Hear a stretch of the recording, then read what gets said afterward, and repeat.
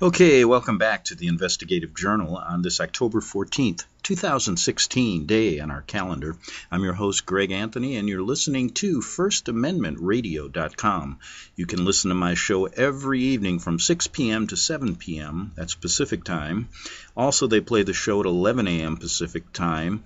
And if you can't get it there, go to my long-standing website at arcticbeacon.com and get shows going back over a decade regarding the Vatican-led New World Order.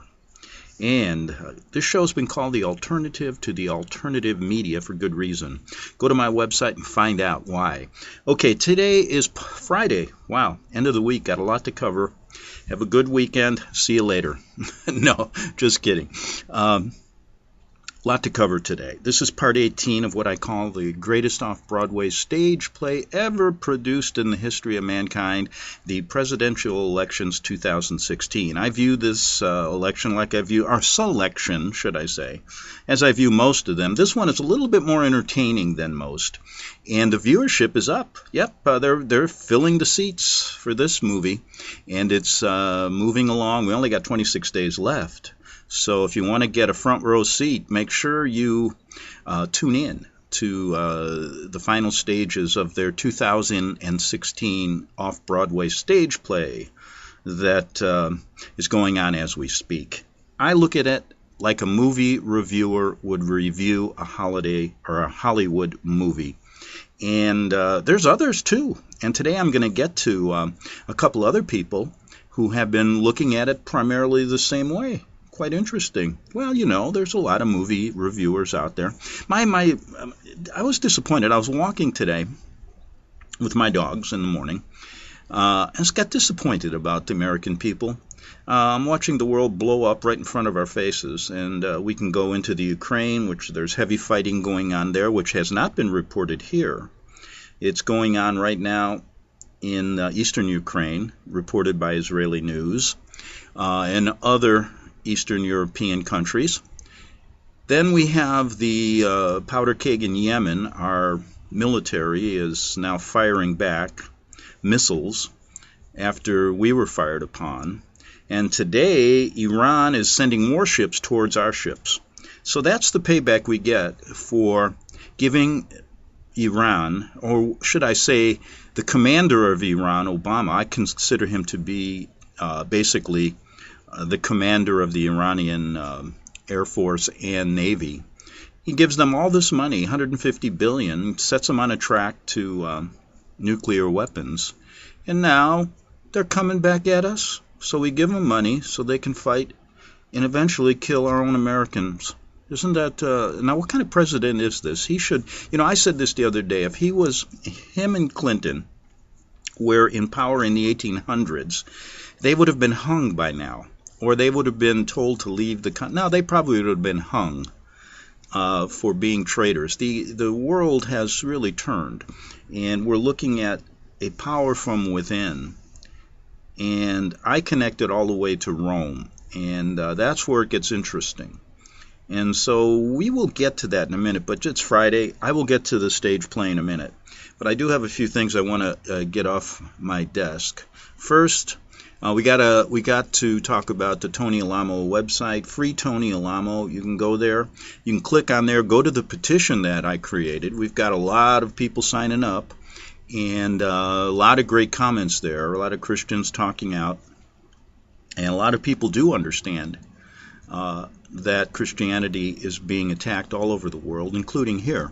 So go to that website, and you'll find some new things. We're trying to put new things on all the time. There's an article up there right now written by Robbie, who helped me put this site together, and he says 10 ways we can help Tony Alamo. So go to that, and it's a good little article. And also, you know, one thing I always remember, when I was doing this story 10 years ago, and I stuck behind the Alamo ministry, there were so many people, Christians, at that time who I used to interview that just went off by the wayside. You know, the great writer of Vatican Assassins, who I considered to be, well, put it this way, I'm going to let you make up your mind. but I've had some personal encounters, and I don't have the same high opinion of Eric Phelps as I used to. But what I remember, he was asked, first of all, when Tupper Saucy wrote his really great book called Rulers of Evil, Eric was the first one to come out. This was back in, 2003 or somewhere, to say that Tupper was a Jesuit coadjutor, a term he liked to use. Why don't you just say a Jesuit infiltrator, a shill? These coadjutor words, they're too big for me, too many syllables. So that's what he said to Tupper Saucy. And I remember talking to Tupper about it, and he said, I don't know where this guy comes from, but I wanted to debate him, and it never happened. Then when this Tony Alamo thing hit, the final raid, Eric said, I am going to withhold my opinion until the trial's over. Well, he hasn't come out in favor of him at all, hasn't even looked into the case. Selective Christianity, I call it. Selective, a lot of great information on the Vatican, but filled with a lot of holes that I've been trying to fill up so that you can get a complete story. There's other people. Now, even I remember Thomas, what's his name, from Spiritually Smart.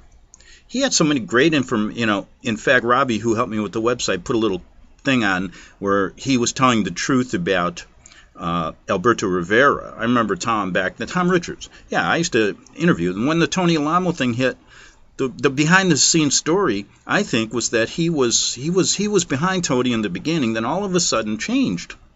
And I believe, I heard through the grapevine his children were threatened, and he had to change his stance on Tony.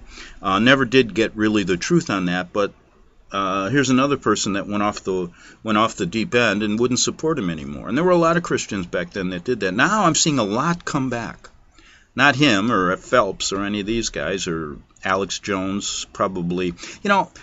This is interesting. Well, let me finish with Richards.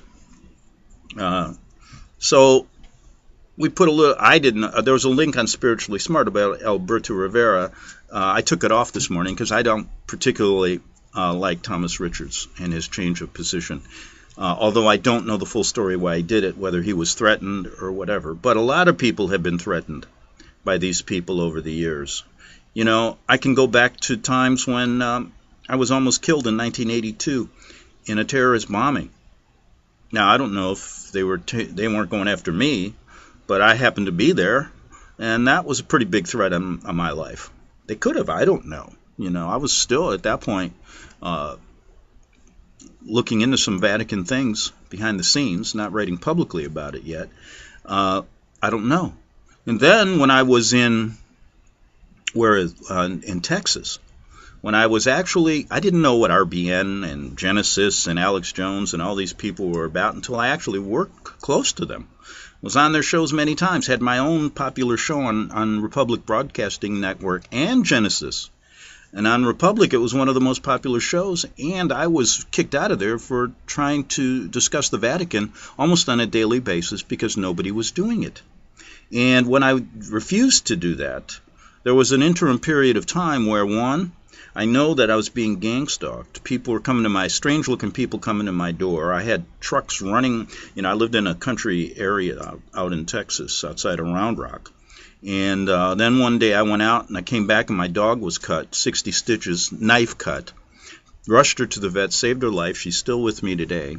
So, I know about threatening, but I haven't changed my position.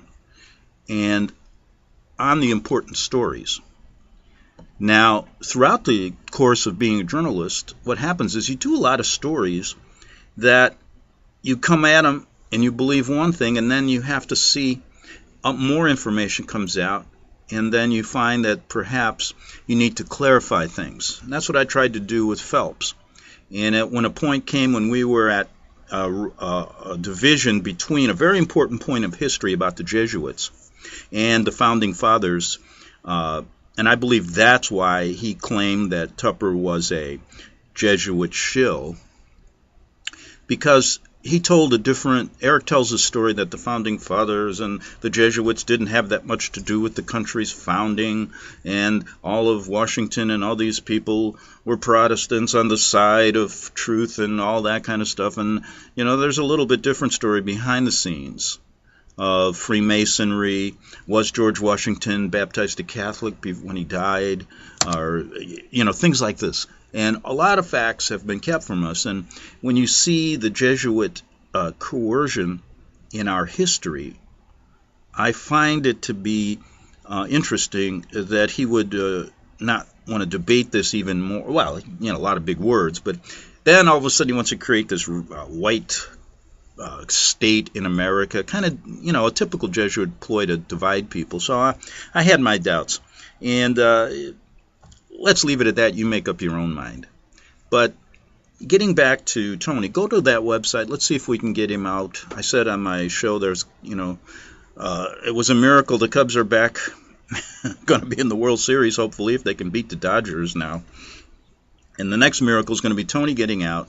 And the third one, miracles come in threes, I guess they say. So we'll have to figure out, maybe you got a third miracle you'd like to talk about. Enough of that. Okay. I'm going to try to, maybe in the second half hour I'll get to the stage play, the greatest stage play on Broadway. But a couple things came to mind. Well, I was supposed to interview Leo Zagami from Rome again, but let's clear up why he's not here, as I made that announcement yesterday. Leo was near the earthquake in Italy recently and moved to a different location of Italy in the country. And he's had trouble with the internet connection there, and he's getting his house straightened out, so we will get him on again. And last I heard, his heater wasn't working, and it was getting cold up there. I guess he's living up in a certain part of the mountains up there in Italy, in the countryside. So we will get him back. Okay. Question I had today. I woke up with this burning question on my mind. And I think it's pretty good. I don't know why. You ever wake up some days and you don't know why you think about certain things? I don't know. It happens. It's happened all my life. It's not a sign that I'm getting older. But today I said, I remember I used to do shows I wanted to start a tour company that traveled to places in America like Washington, D.C., and told the truth about all the monuments and the obelisk and all the pagan representations and occult symbols in Washington, D.C., as far as also the layout of the city. And I thought it would be a great tour company. And there's so many other places I could go to in America, we could do that. But it never got off the ground.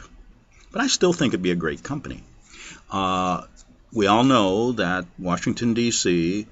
is built on Jesuit land owned by the Carroll family. That's weird.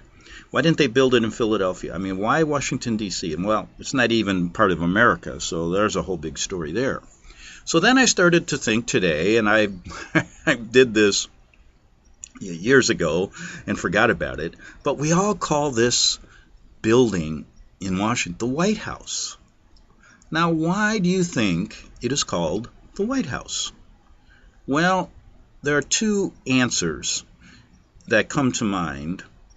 And the first one is long, but it's the mainstream answer.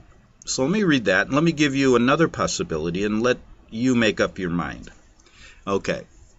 Now, Jerry Stewart wrote about this. He said, "We all know the Washington, D.C. is the home of our most important federal buildings."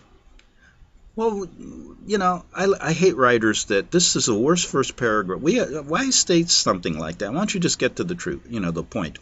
But did you ever wonder why it's called the White House? Yes, Jerry, I'm wondering right now. That's what I woke up thinking about. I don't know why. Well, interestingly enough, he says, the White House was designed by James Hoban, an Irish architect, after he won the contest for Best Design. They began building the White House in 1792, and the first president to live in it, I know this answer, John Adams and his wife. And at that time, it was called the President's House. That seemed to be that'd be a better name, wouldn't it? Why don't we call it the Corruption House? I think that would be the best title. Or why don't we just call it the Pope's Second Residence? That would be a better title. Or why don't we just call it Vatican II? Yeah, you can do that. So where did the name White House really come from, he asks. Boy, what an answer. Listen to this. Can't you give me just a simple answer? Now listen to this answer. Well, when the War of 1812 started, the British Army was still sore. I got a note here. I think I got to check this real quick. I got 9 minutes, but somebody just Skyped me. And, here's Leo. So he's still kicking, live and kicking. Yep. But the weather is bad today. I wanted to do the show. We can try it and see. If not, I have a new professional connection installed by next Wednesday that will finally solve our problems. Today they have elected the new Jesuit general, another South American. Okay, thanks for the info, Leo. I'm going to write him, doing show now, and let's shoot for next week. Thanks. I am telling the audience about your breaking news on the Jesuit general. Why now? Let our audience know.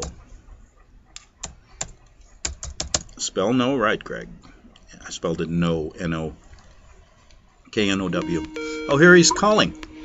Maybe we'll get him live. Okay, just a second. We'll get him live.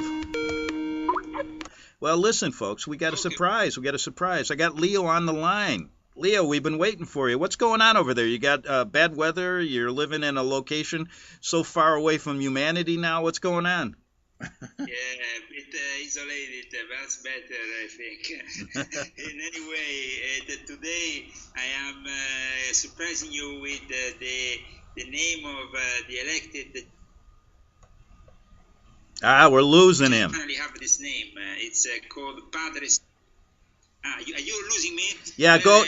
As I told you, I will have a very good connection by next week. But I just wanted to come on the air briefly to let you know that they have elected the new Jesuit general in Rome. And what's his name? He's called Padre Sosa Bascal. And he's born in 1948. He's from Venezuela. And he's South American. Go ahead. To the new Pope, who is also Jesuit, as we know. Hey, listen. He entered the Jesuits in 1966. Why are they doing this? Why are they doing this so quick? Everybody's changing so fast. They usually in for life. What's the reason, you think? Well, I mean, since they were really the first ones, as you know, when Hans Kallenbach stepped down 8 years ago to start this new. Right. Like we have with Pope Francis and Ratzinger, no? So I guess the Jesuits are the ones who are leading the trends. I think also is a way to diminish the sacrality of the role and to make it more like just like another job, you know. He's a general, no more than a general you have in the U.S. military. He actually is Arturo Sosa Bascal in this 36 general congregation that met up in Rome. Mm-hmm. They were there for a few days, and they came out with this name. It seems like it was actually a lot of people were saying that probably the new Jesuit general will come from what is known as the Global South. What is the Global South? Basically, the Global South includes South America, Africa, and Asia. And this is where Go ahead. The new leaders of the church. Because this is also, as you know, Greg, the places where the church is still expanding, where in the West is receding. I gotcha. So, hey, listen. Go ahead. We have also the news, of course, that is shocking the Catholic world about Podesta's WikiLeaks mails that, of course, involve also the fact that Podesta was involved in a liberal group. Who was? basically in the Catholic world promoting both gay marriages and other things, even saying that homosexuality comes from God. So there is this whole new trend in the Catholic Church that is pushed by the New World Order, which wants to destroy traditionalism. And probably this new Jesuit general has been chosen because of that. I mean, he speaks Spanish, he speaks right, French. Sorry? No, go ahead. You're just cutting out a little. You know what we're going to do? We'll stay on for about 3 minutes here. Then I'll get you on next week, and we'll do a little bit more research on what's going on this new guy, okay? Absolutely. Basically, Venezuela, as you know, is a country that is suffering an immense crisis in South America. It's a country that it's a bit like nominating John Paul II was at its peak, and Poland was the critical point. Venezuela seems to be the critical point for South America. So I think that this election is also done following a certain geopolitical decision behind it. And this geopolitical decision, of course, is based on the fact that Venezuela at the moment is profoundly, as you know, anti-American in their politics. And that's why it has... Okay. It's in a profound political and economical crisis. Listen, Leo, we're running out of time here. Why don't you we'll come back next week because you keep cutting out a little bit, and we'll really get down to business on this story, okay? Absolutely. It was a pleasure to be with you even today for a brief time to, historically welcome this new Jesuit general, as we have been the first ones to denounce the Jesuit-led New World Order.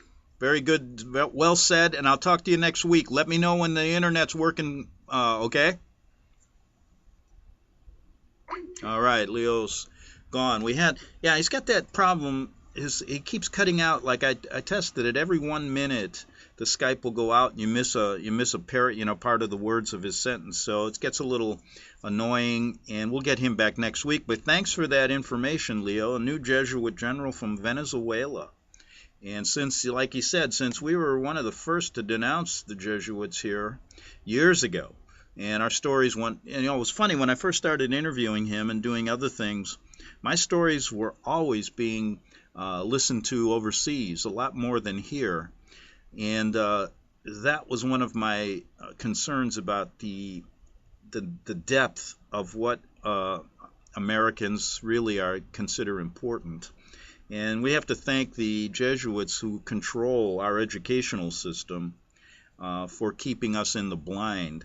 But anyway, we had Leo on. I'll have him on next week. We've got about a minute here. I'm going to come back with that burning question. I know all of you woke up the same way I did, wondering, why do they call the White House White House?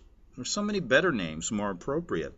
Why don't we just call it the House of Clinton now? I mean, why don't did you realize one of the great funny stories about him? Hillary was caught trying to steal furniture from the White House when they left. She had to put some stuff back. And then also they used to sell the Lincoln bedroom. People would come over and they'd have to pay to sleep in the Lincoln bedroom. So can you imagine what they're doing? Oh, and Bill got a nice $1 million birthday present. His birthday was recent, from Qatar, another one of the Saudi Arabian countries. Gave him $1 million for his birthday.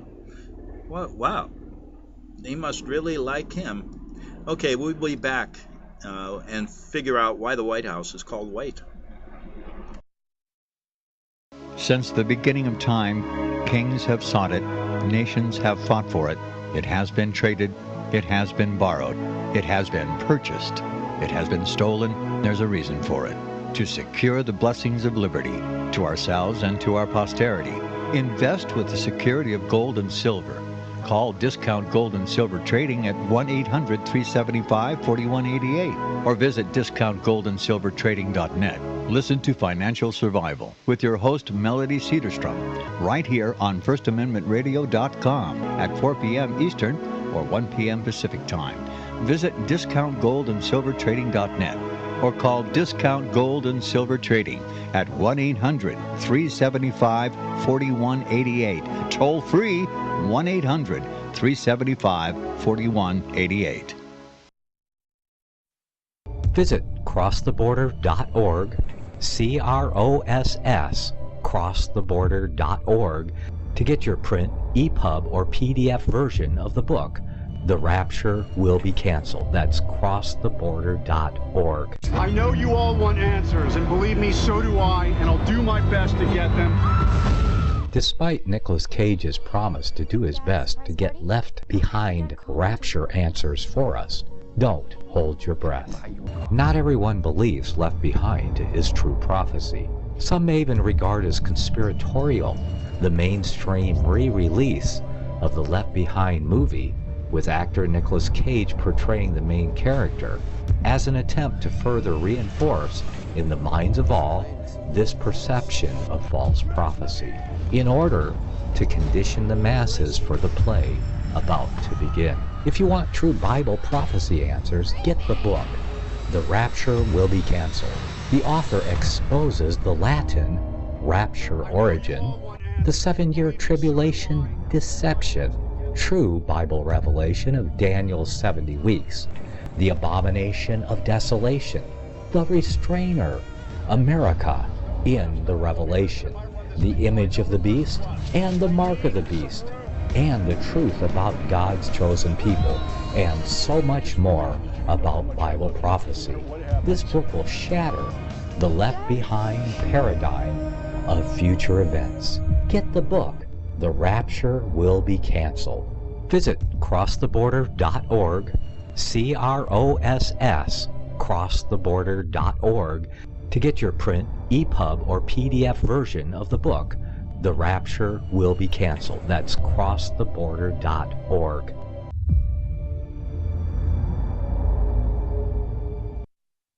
Okay, The book of Revelation says, the spirit of prophecy is the testimony of Jesus Christ. This is at the very heart of FirstAmendmentRadio.com. In that spirit, we have created the Prophecy Reality News app for all of your mobile devices, streaming First Amendment Radio 24 hours a day, 7 days a week. Available for your Apple, Android device, and smartphone, absolutely free. Get the Prophecy Reality News app installed today, so you can listen to First Amendment Radio wherever you are. The Prophecy Reality News app. Get it now.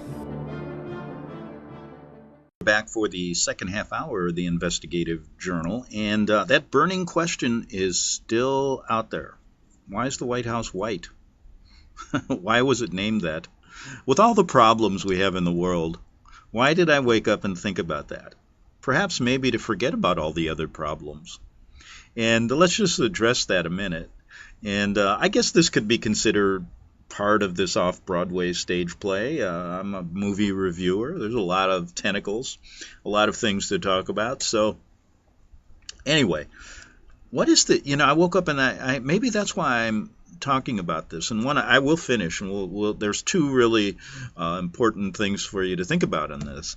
But anyway, I will get to that. But I just thought about, all the other problems we're facing. I touched upon some of them, what's going on overseas, what's going on here as far as you're seeing that constant divide between, you're seeing that ugly black and white racism come up again, all these police officers being shot, terrorist attacks around every corner.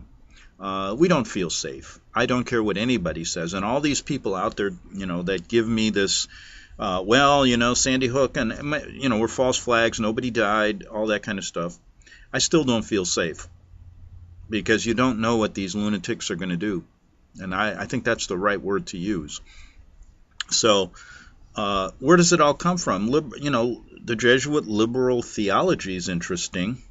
They were trying to do that to this country years ago. Now, when were they first here? We forget that they arrived, they used to call them the black robes, in the 1560s here, way before 1607. when the first colonists start to come. They were here before that, laying groundwork for a lot of different things here. And that's a part of history I'd really love to search a little more. Then they were, of course, expelled from the Americas. And then, of course, we hear the story. They were castigated and the Jesuit order was disbanded. I don't believe it. I think they did that so that they could get their dirty little hands into this country, making Protestants feel they weren't even a threat anymore. Then miraculously in 1822, after the country's formed, we're on a path, they resurface, and boy, have they resurfaced in this country, haven't they? Wow. That's a story for another day. But liberal theology, look into it, Jesuit thinking. What about liberal progressiveness in this country? Where did that all begin? Remember, that's what, back in the old days, you hear trust busting and all this kind of stuff, and it had its appeal. It really had an appeal. But what it was doing was really snuffing out the very freedoms we have, a bigger government, take over. There's so many rules, so many things. You wake up and you go, what can't I do anymore? Oh, hell, what I did a show one time, and I said, how many little laws can you break every day? I look for them. And, like jaywalking at 5 and 6 in the morning when no one's there. I like doing that. I like not wearing my seatbelt sometimes. Saying, you know what? It's up to me. I like, if I drove a motorcycle, I'd like not to put the helmet on. I know it would be stupid, but it's up to me, right? All these laws and of course, the rule of law in certain areas is good, but we've got one upon others, regulations that inhibit our businesses, taxes that are out of control. In fact, I love the income, these presidential people and all these people don't realize that income tax is unconstitutional. And that debate never gets started. The Federal Reserve, truth about that never gets started. The truth about the Vatican's control in our country never gets started. So all these problems, liberal theology, the liberal progressives now taking over. I mean, if we have 4 more years of Obama, you can kiss this country goodbye, if it isn't already kissed goodbye by a lot of people. But, we can still fight for the ideals that are really inherent in human beings, and that's freedom. That's every man equal, and that doesn't just come from a government, that comes from God. And that's the exact things they want to snuff out in this country, liberal theology. Look at what the Jesuits are doing, And really, these liberal theologians and progressive politicians worship Satan. That's the big story. And why are there so many pagan symbols and occult symbols that represent our country? Why is Catholicism filled with a pagan message when you really look deep? So, like I say, there are so many big problems. Maybe that's why I want to answer the question right now, why the White House is called the White House. Well, we pick up, one thing. New Jesuit general, thank you, Leo, for bringing that to us. Just happened. We'll get into that story deeper. But, it used to be that the Pope was there for life. Now we got 2 living, so we got 2 vicars of Christ, which is a joke. Now it used to be the Jesuit general was for life. Now we got 3 of them still walking around. And it's more or less turning into a secular organization. So, anyway, a pagan secular organization, trying to weed out maybe every last remnants of God anywhere, the real God. Now, okay, so we got back to the major question that's burning in all of us tonight, right? Well, in the War of 1812 started, the British Army was still a little bit sore about the American Revolution, so they were determined to get even. And one great way was to burn down our capital city and everything in it. So the British troops stormed our capital city, took it over, and immediately made plans to burn it down. And one of the buildings they set on fire was the president's home. Fortunately, the house did not burn completely down, but the outside was turned black from the smoke and fire damage. So after the war, the president's house was painted, you guessed it, purple. No, just joking. White. They should have painted it the colors of the Vatican. That'd be more appropriate. And people started calling it the White House. Yes, the White House. Oh, come on. If we got this great country, this beautiful new freedom of religion, supposedly freedom of everything, we're the beacon of democracy, you got to think of a better name for your house. The White House? I mean, that's stupid when you really think about it. But is there another reason that we're not getting to? But let me finish the traditional answer. I could think of 10, if you really want the House of Freedom, we could think of some, well, why don't we do this? You people out there listening, give me the name you would think the White House should be called, and we'll have a little contest, and I'll pick a winner. Or maybe I'll put them all out there, and our listeners will pick a winner of what the White House should really be called. Now, we know what they call it, and why, but I'm getting down to why they call it that. But this is the traditional answer, which is quite long. I mean, I would like something like, well, and it goes on forever here, but anyway, it's worth doing. I want to get away from the big problems anyway for a while. And the stage play will be going on Monday when we come back, so don't worry about it. And in 1901, President Teddy Roosevelt officially named it White House. Very interesting. Teddy, why did you call it that? I mean, couldn't you think of something better? I know we got listeners here that will. But here's one other amazing, miraculous part of the story. This is the traditional view you'll get when you go to college and you pay for your history class. That's going to give you what's called revisionist history, not the true stories. And I've said a long time ago, I want all my money back from the time I started grade school, high school, college, even law school, for all the false history they've taught me. I've been duped. I've paid for the wrong things. Been duped by our educational system. They're giving me a story that isn't true, and I've researched it myself. What do I need them for? Why did I have to pay them for my American history stories? I did all the history. I love history. U.S. history, world history. I took all the courses. French history. I even took a French poetry class one time. Whatever. All of it crazy. But, okay, let's see. But here's where the story gets mysterious. Okay, but here's where it gets amazing and miraculous, they tell us. When the British took over Washington, D.C., they were almost unopposed. So the British troops were feeling pretty good about this easy victory. And they were determined to level the city by fire. But here's where the story gets very mysterious. As they began setting fires all across the city, a terrible storm struck the area, with wind and rain so violent that historians tell us it may have been the single most violent storm in the history of that city. That's before records, but anyway, interesting. Well, when the violent wind began to rage and the rain beat down on the soldiers, it was reported that they became afraid, very afraid, and they abandoned their efforts to burn down the city, and in fact, they just left. Are you going to buy that? You got soldiers, right? They're getting killed left and right, and they're going to leave because of a storm?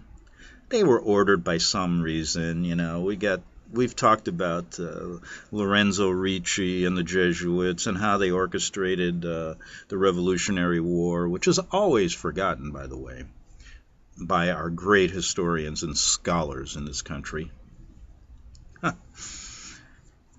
So they abandoned their efforts to burn down the city. In fact, they just left. Hey, you know what? This rain is too heavy. I'm getting out of Dodge. Now, some would call it a mysterious coincidence. I would call it orders coming down from Lorenzo Ricci or the Jesuit shills. But not me, says this writer, and not the people then. They believe with their hearts that Almighty God himself had sent that violent storm to save America. Why would he do that if he knows that America's being created, telling us it's good, but for evil, and the evil people are creating it, these Satanists, even back then occultists, Freemasons. But that's what they're telling us. So to help our nation when we could not ourselves. And they thanked him. Oh, well. Okay, that's the main story. Okay? Now, let's check the time here. Oh, I got 12 minutes. That's a long time on radio.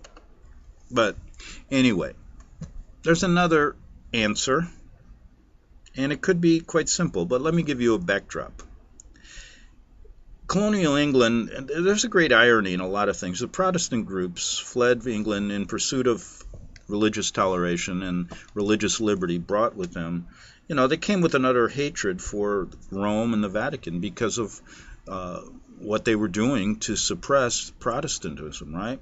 They installed laws and customs that excluded Catholics from all aspects of public life when they first arrived here in America. And there was an interesting twist to this. I remember reading this book a long time ago, and it was the memoirs saved, and you're not going to find this in the history books, saved by some of the first settlers that came over on ships from England, Protestants carrying their Bibles. And the captain of one of the ships had left his memoirs that were, were found. And one of the main things he was worried about were Jesuit infiltrators. And they even got to a point that if you didn't have a Bible, they would consider you maybe a Jesuit coadjutor. They did not want these people in America for what they did, what they were doing to killing Christians and Protestants in Europe. But we know they snuck their way in. And back then, we're talking in terms of 1607 and that period of time, there's a reality, the first days of Maryland. Now, why would they call it Maryland? That's what it really is. The land, we know what the Vatican really believes in Mary is Isis, really, and all the other names of this sun goddess. All the more remarkable. From its founding, though, Maryland was intended to be a place where Catholics were welcomed and permitted to share in the dream of a new life which brought so many others to America. Now, that could be the story they're going to sell to Catholics. But the elite Catholics came here for a reason, and that was to use what turned out to be freedom of religion to infiltrate and grow. And once they took it over, like they're doing now, they have a complete opposite tendency about freedom of religion, don't they? Isn't it the liberal progressives? Isn't it the liberation theologians, who are basically destroying God in the schools and all the things we see? Yes. So why do you think they wanted to get their dirty little hands into this country? Now, we learned in schools the first permanent English settlement was 1607 at Jamestown, Virginia. Other colonies soon followed along the seaboard. In 1620, a group of pilgrims, ardent Puritans, who rejected what they considered Roman influences in the Church of England, left England to escape religious conformity. They sailed from England on the famed Mayflower, arrived at Plymouth, etc., to set about to forge a place for themselves. These two groups, in Virginia and Massachusetts, proved to be what was really the vanguard of the 13 colonies, right? So we have the 13 colonies being formed. Then we have this aberration of Maryland, where it seems, a Catholic haven being allowed, right? So we have Maryland. And there's a whole story about George Calvert and all of these things being instrumental. And Maryland is, if you read Catholic books, they'll tell you Maryland is rightly honored as the one place in the colonies where Catholics could live in comparative religious freedom in America. But even there, the freedoms enjoyed by Catholics proved fleeting. So there was a whole big deal going on. And you can read about this if you want to go to your history books and get the story they tell you. But there were two small ships, okay, that came on March 25th, 1634. The Ark and the Dove landed at St. Clement's Island in southern Maryland. On board were the colony's first settlers, led by Leonard Calvert, Cecil Calvert's younger brother. The group consisted of 17 gentlemen, their wives, their households. Most of the servants were Protestants. The first Catholic Mass in the colonies was said by, guess who? Jesuit Father Andrew White. The first Mass of the colonies, 1634. Now, we know that if you go back in history, you're going to find that there were Masses being celebrated when the Jesuits were here in the 1500s. You can go back to the 1400s, but I'm talking about when the colonies were formed. When these colonies were being formed, the first Catholic Mass here, being said for Europeans, I guess, was by Jesuit Father Andrew White. Now, I think there's a good argument to be made that the White House is named after him. Because it makes sense to me, because why did they put Washington, D.C. on the first Jesuit bishop's name, land, the Carroll family? And if we look back in the records of history, you'll see that the part of the Potomac was named the Tiber, which is the river that goes through Rome, and that piece of land was also called Rome back in the land records in the 1600s. Now, knowing that many people don't make the connection between the Catholic influence, the Vatican influence in the formation of this country, I believe the elite, the Freemasons, those working for the Vatican knew that and named the White House after this Jesuit priest. Very simple answer. I didn't go through the whole history of the Revolutionary War and the takeover of Washington, D.C. and we're going to call, I'm going to paint my house blue today and call it the Blue House. So, you make up your own mind and do a little bit of research. Unrealized, there's somebody calling me now. They always call during the show. We're not taking calls today. Okay. So, let's see what we got here as far as time. We got about 5 minutes. And, I did want to get into something. I didn't have time, but I'll do that. A nice discussion with the listener named Robbie, who told me that he believes Trump has been selected by the Vatican to win the White House. So if I had to make a choice between Trump or Clinton, I would have to choose Trump. But he gives a really nice, sent me an article that he wrote about it, and I was going to pursue that, but I don't have enough time as I started talking about the major question of the day, the White House being named after a Jesuit priest who said the first Mass during the formation of our colonies here, Father Andrew White. So why don't we just call it Father Andrew White's house? But let me read the intro of his article, and we'll get to this. This is part of what I call the, he's a movie reviewer himself. He says, as much as I've tried to not pay attention to the presidential election, good luck, in 2016 between Trump and Hillary, I've been unable to shut it out completely, of course. Something strange is happening in this election, which I have to write an article about. The remnant Christians are praying and supporting Donald Trump for president. What this means is the deception this year is especially thick. In an effort to break this illusion from Satan, I want to explain why the Vatican-led New World Order wants Donald Trump to be president of the U.S. from 2016 to 2020. I heard an interesting thing. I want to comment on that first paragraph. Just the other day, I heard one of the pundits saying, yeah, Trump ought to just get up and say, I want to be a president for 4 years, straighten this country out, then I'm going to turn it over to Mike Pence or some other more traditional Republicans. So, and he's 71 years old. So that's an interesting take. Well, the article goes on to explain in a good fashion why Robbie thinks Trump is going to be elected or selected. And there's some good information there. I wish I had more time, but I can always get to that next week. We'll always do a part 19. And hopefully 26 days left, so pretty soon this stage play will be over and they'll get on to another play, and we'll see who they really selected. So you have a choice, a binary choice of Hillary Clinton or, more commonly known as Crooked Hillary Clinton, and Donald Trump. That's our choice. So we'll leave that for another day.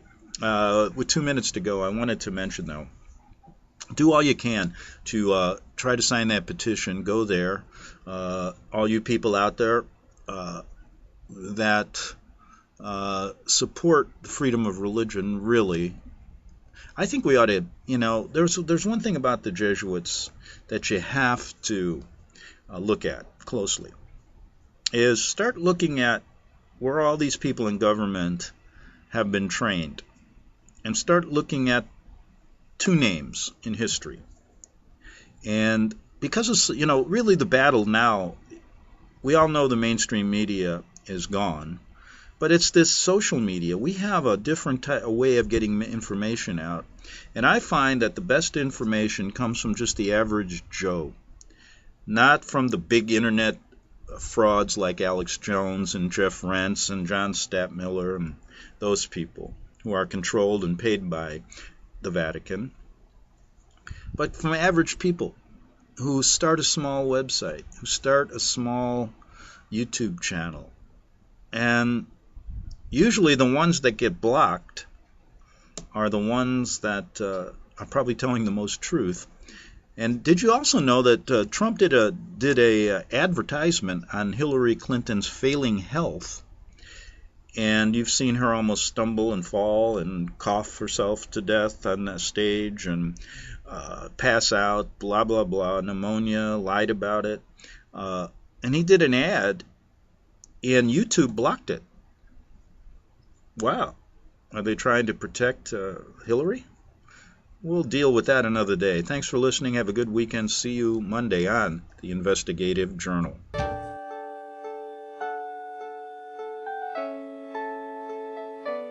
The program you are listening to is 100% sponsored by you, the listener, on this First Amendment Rights Media channel. You will notice that there are few commercials on this radio network. There's a good reason for that.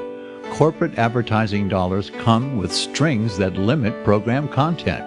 So without your help, these programs cannot continue on internet or our several affiliates.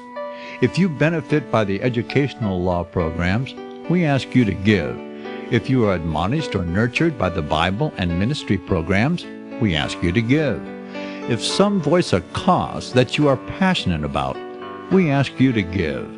If you believe in any of these, we ask you to support them as you would a missionary on a continual basis, as if giving a tithe for missionary radio.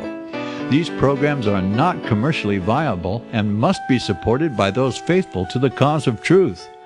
Look for the button to sponsor your favorite programs at our listen and schedule pages on the internet. Then, when you subscribe, we will send you the last quarterly MP3 CD of that program immediately, and continue to do so with each new quarter. We will also give you unlimited archive access to all of our programs. We're asking you to give much less than a tithe, so that you may also send support directly to a particular program host, cause, and anywhere else the Spirit may lead you. Do all to the glory of our God and Creator, for His holy nation, the only kingdom that will last forever. Thank you for listening.